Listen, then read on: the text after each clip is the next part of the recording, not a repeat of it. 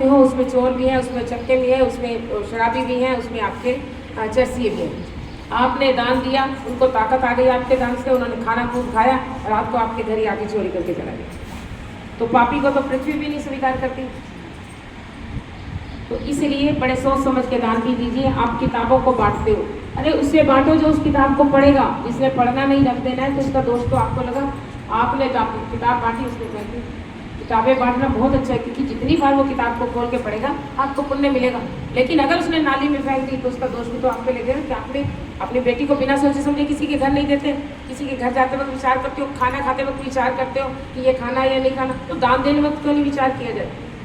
तो ब्राह्मणों को इसलिए कहा जाता है क्योंकि ब्राह्मण आपके धर्म का विचार कर रहा है, आपको शिक्षा दे रहा है। सुबह प्रातः वेले उठता है, आपके भगवान को स्नान कराता है, बैठा रहता है, पूजा करता है, कुछ ना कुछ मंत्र पढ़ता रहता है, आपको शिक्षा देता है, आप उसको दे के आते हो।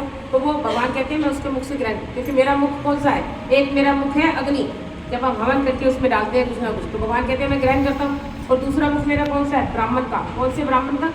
जो मेरी कथा करता है, जो मेरी कीर्तन करता है, जो मेरी सेवा करता है। ये नहीं जन्म तो ब्राह्मण का ले लिया लेकिन कर्म नहीं करता ब्राह्मण वाला।